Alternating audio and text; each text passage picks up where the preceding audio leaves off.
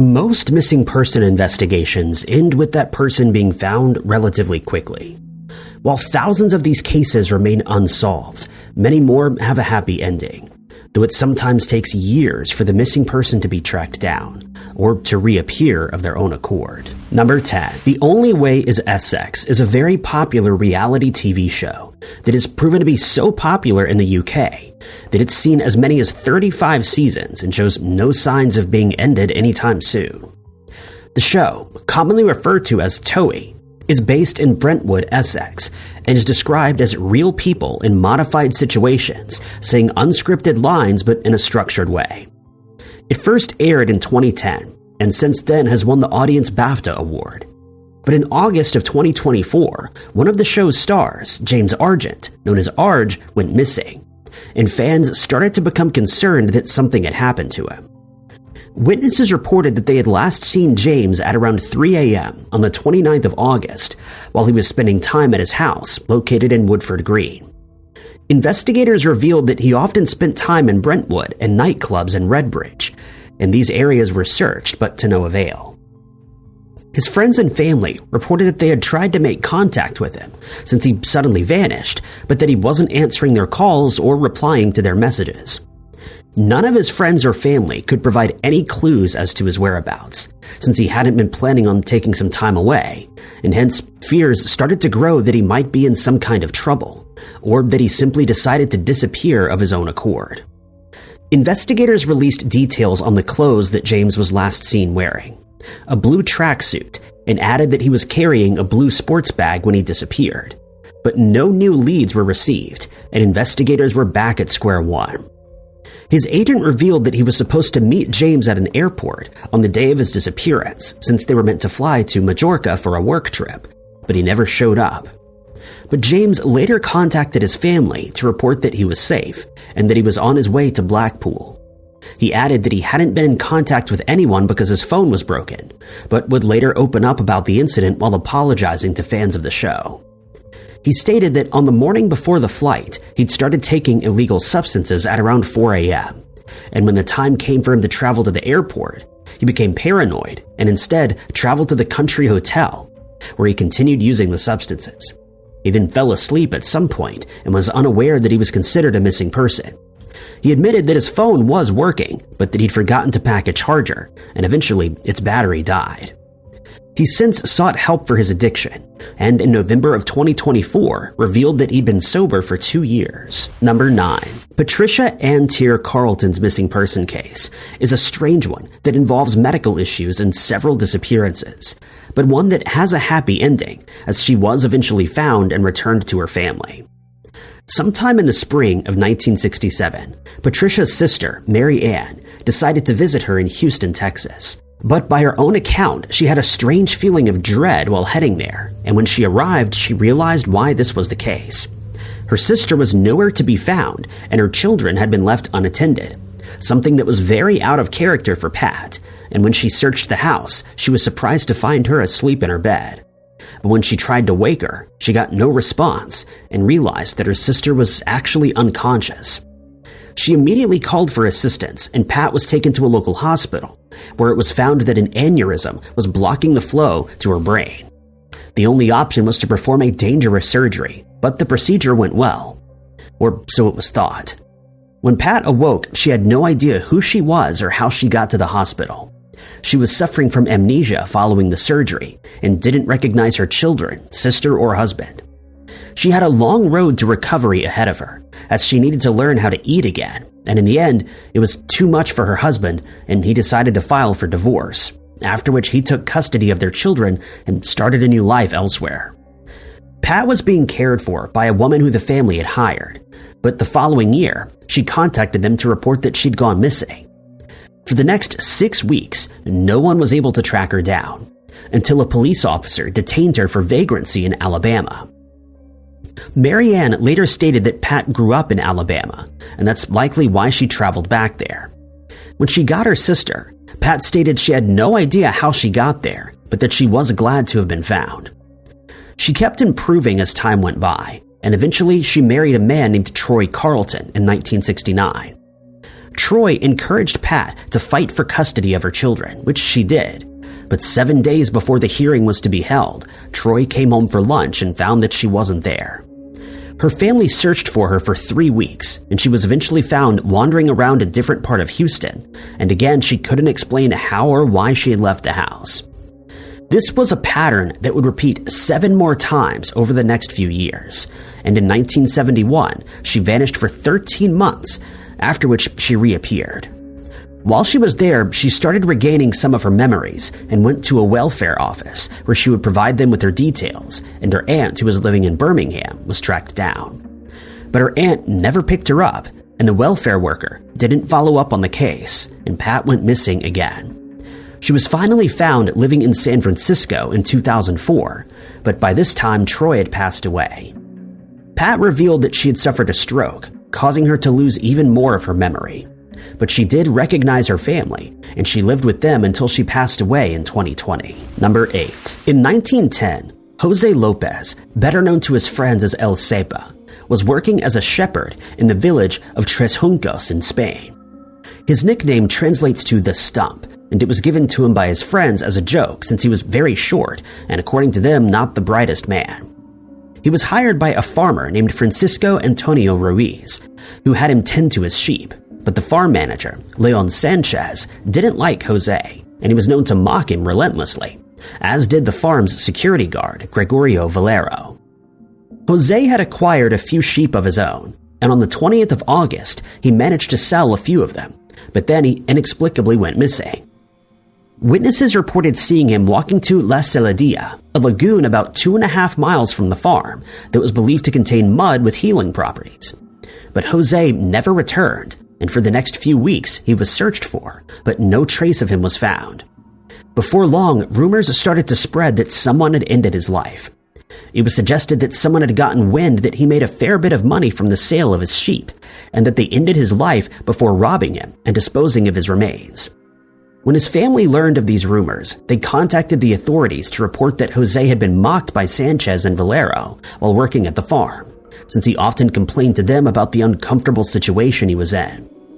They traveled to a court in Belmonte and formally accused the two men of orchestrating Jose's disappearance and added that they may have ended his life. Both men were taken into custody and questioned for hours, but in 1911, the case was dismissed when a judge decided that there wasn't enough evidence to convict them. 2 years later, Jose's family insisted that the case be reopened. Sanchez and Valero were arrested once again, but this time they were treated far more harshly, and eventually they confessed to the crime under duress. They spent more than 4 years in prison before their trial began, and according to some reports, these proceedings were plagued by inconsistent testimonies and ambiguous statements. Nonetheless, both Sanchez and Valero were found guilty and sentenced to a further 18 years behind bars, narrowly avoiding the death penalty. But the tale had one last twist in its tail. In 1925, after being imprisoned for more than 12 years, both men were pardoned despite the fact that Jose was still missing. The following year, a priest in Mira sent a letter to a priest in Tres Juncos to ask for Jose's baptism papers since he was about to get married. The priest ignored the request, likely thinking that it was a hoax, but a short time later, Jose reappeared in Tres Juncos, much to the amazement of the rest of the village.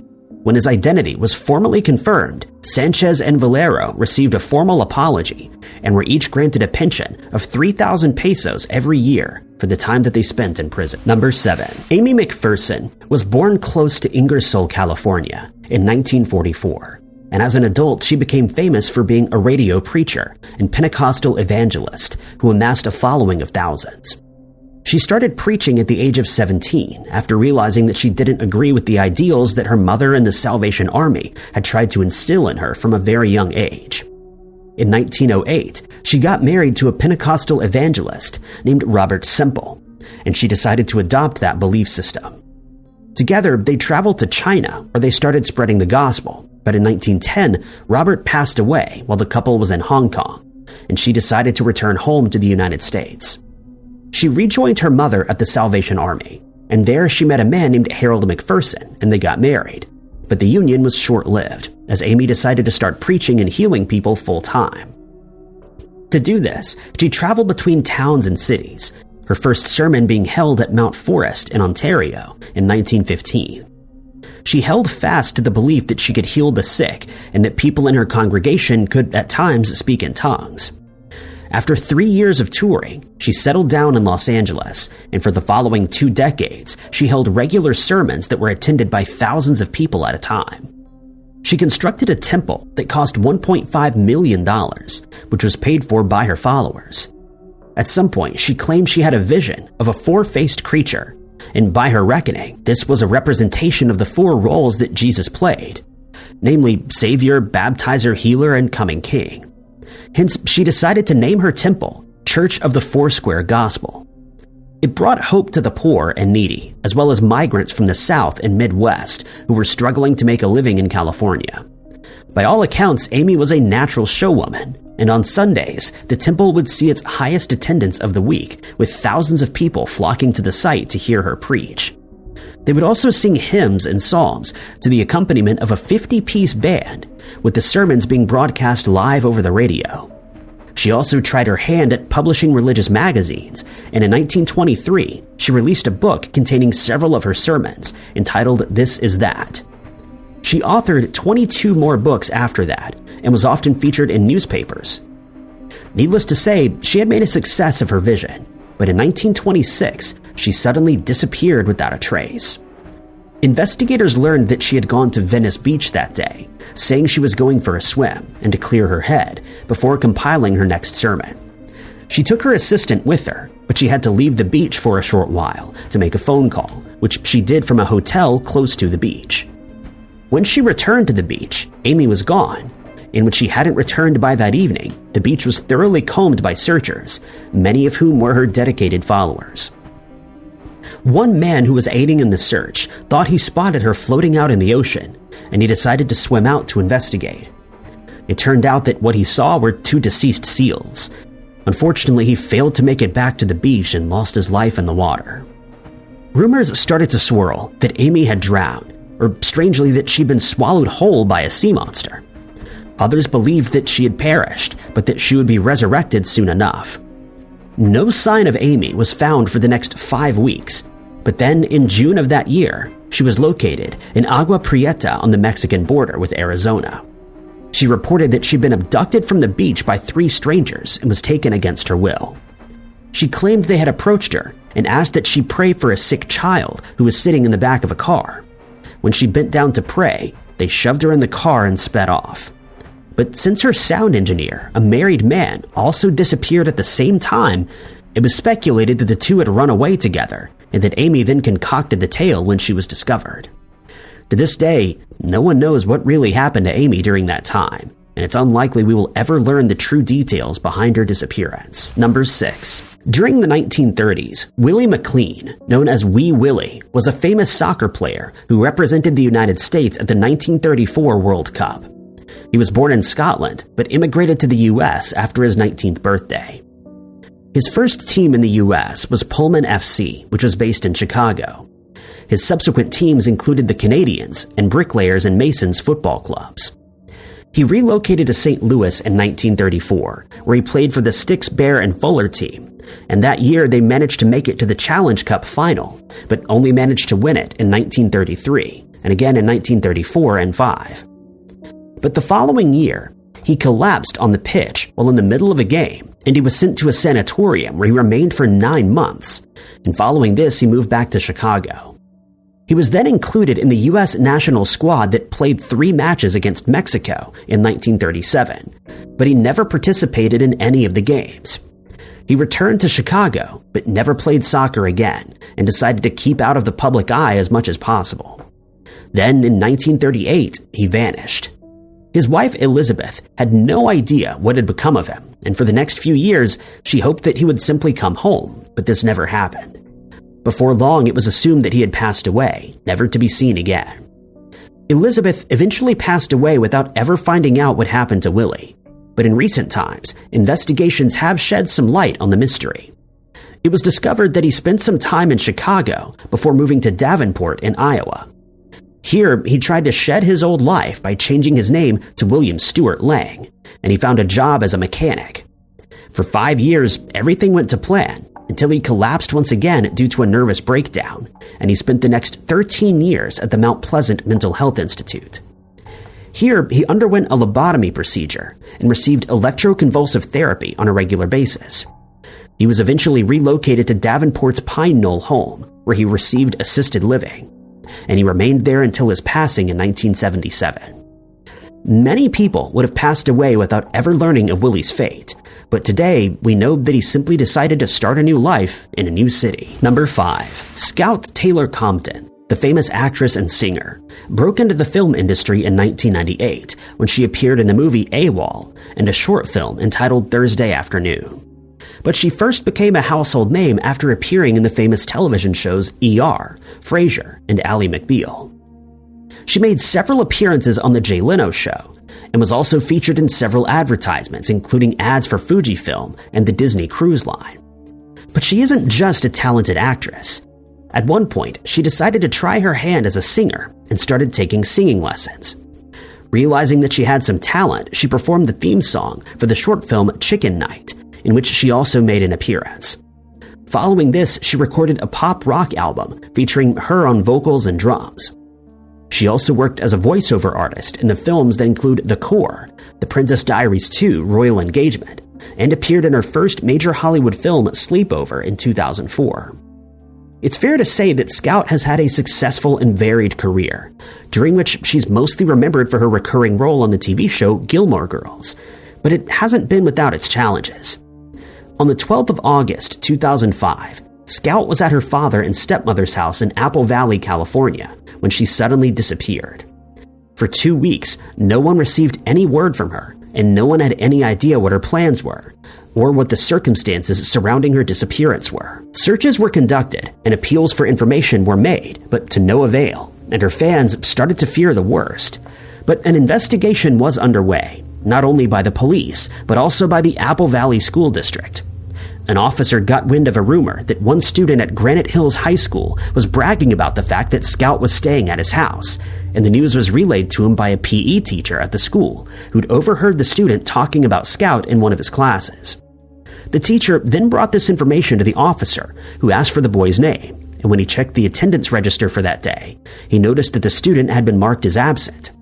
He became suspicious of the situation, and after acquiring the student's address, he decided to travel to the home to investigate. Upon arriving at the house, he knocked on the door and a woman answered, unaware of why he was there.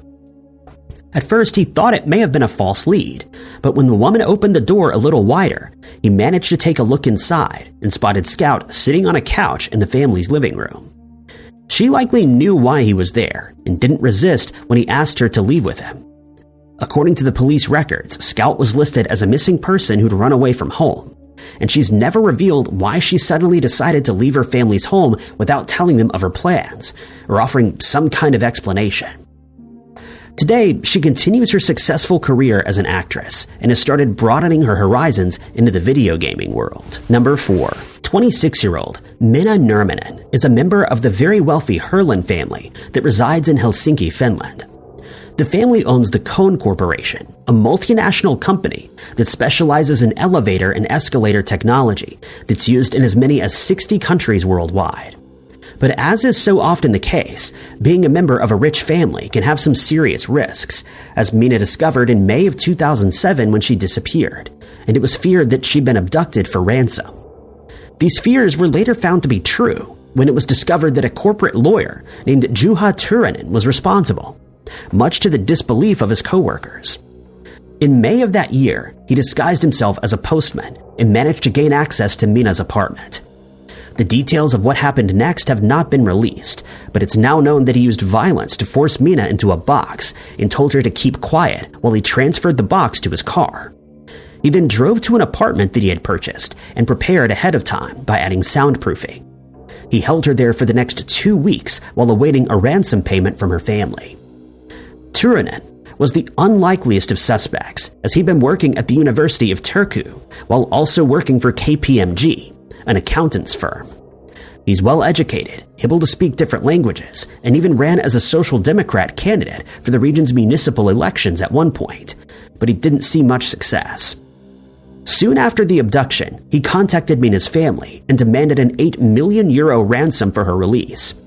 They felt they had no choice but to pay the money, which they then did, but they decided to keep news of the incident private and only revealed what had happened once the ordeal was over.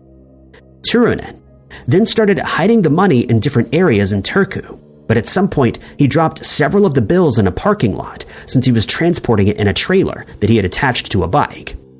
Luckily, Mina would later report that while she was being held against her will, Turunen had been treating her well enough and didn't show any signs of getting violent with her. Once the ransom was paid, he contacted the family once again, stating that he would let her go in a forested area about 15 miles from Turku. He stayed true to his word, and 2 weeks after she was abducted, Mina was located. She was unharmed and quickly reunited with her family, but investigators were eager to catch the culprit. CCTV cameras from a parking garage showed Turunen enter with the trailer in tow, and they knew he was the man that they were after. He was arrested in the very apartment where he had held his victim, and there the police found some of the equipment that he had used, as well as some of the ransom money that he hadn't gotten around to hiding yet. Most of the rest of the money was eventually recovered, and Turunen was set to stand trial for his crime. During his trial, his lawyer argued that he was being treated badly while he was incarcerated, but this had no influence on the outcome. He was ultimately found guilty of kidnapping and sentenced to 9 years behind bars. Number 3. One would imagine that it would be hard to intentionally disappear while serving as a governor. But Republican South Carolina Governor Mark Sanford proved in 2009 that this is not the case. On the 28th of June that year, news broke that he had gone missing. His wife Jenny and security staff had no idea where he had gone or whether something untoward had happened to him, and for the next 6 days, his whereabouts remained unknown. His disappearance made news nationwide, and investigators revealed that his phones had been switched off and that he was no longer replying to text messages. During this time, Jenny stated that she wasn't too worried, as he likely needed time away to do some writing, and that he had done this in the past. He had, however, always returned home after a day or two, and when he was still missing 6 days later, a lot of people started to become concerned for his well-being. Employees from Sanford's office attempted to dispel rumors that were emerging by stating he told them where he was going before disappearing, and that he was in the midst of a hike across the Appalachian Trail. Nevertheless, many people felt that he should have at least kept in touch with his superiors, and most importantly his family, especially since he still hadn't come home for Father's Day that year. But on the 23rd of June, Sanford contacted his office and stated that he was surprised by the fact that so many people had taken an interest in his disappearance, and that he would be back at his office on the 24th. He'd finally been found, but the fallout of his disappearance was yet to come. Sanford would later admit that he hadn't been writing or hiking the Appalachian Trail, but that he was spending time with Maria Belinchapu, the Argentinian woman with whom he was having an affair. He added that he spontaneously decided to fly to Argentina to see her, and that he didn't think his absence would cause such a stir, a statement that his fellow governors found hard to believe. Sanford called for a press conference, during which he tearfully apologized to his wife and children, adding that he was planning to resign from his post as head of the Republican Governors Association following the scandal. It would later come to light that he met Chapu in 2001 while they were both in attendance at an open-air dance in Uruguay. They met again in New York 3 years later, after which Jenny became aware of the affair. When asked why his staff claimed he was hiking the Appalachian Trail, he first stated that he didn't know, but later added that he may have mentioned it to them, and that he was thinking about going hiking since he felt like doing something exotic. Number 2. In June of 2022, 48-year-old Dawn Dumont Walker was a member of staff for the Federation of Sovereign Indigenous Nations, but she and her 7-year-old son inexplicably went missing on the 22nd of July, much to the dismay of her friends and family. According to her friends, Dawn was last in contact with them on the evening of the 22nd, and she was last seen at around 6 p.m. in the 300 block of Owen Manor in Saskatoon, Saskatchewan in Canada. She was last spotted at a business premises in that area, and when it became clear that she had gone missing, it was speculated that she had her son Vincent with her. The following day, a member of the public happened upon her purse near Chief Whitecap Park and handed it over to the Royal Canadian Mounted Police. But this information wasn't relayed to Saskatoon officers until the 25th, 2 days later. In the meantime, Dawn's friends and family were frantically trying to reach her, but being unable to do so, they contacted the police and opened a missing person case. A search was immediately started by the FSIN along with the Saskatoon police. On the 25th of June, it was revealed that Dawn's car, a Ford F-150 truck, had been found abandoned at Chief Whitecap Park, and that some of her personal belongings were found inside, including a blanket and what they described as recreational items. The surrounding area was searched on foot and from the air with the use of a police plane, but no further clues were found. The police decided not to issue an Amber Alert since they didn't feel that the case met the necessary requirements. But the FSIN decided to issue their own Amber Alert in hopes that it would result in further information. When no sign of either Dawn or her son was found, the South Saskatchewan River was searched by police divers, while others continued scouring the banks on foot. Dawn's family issued a plea to the public for anyone with information to come forward, but no such information was received.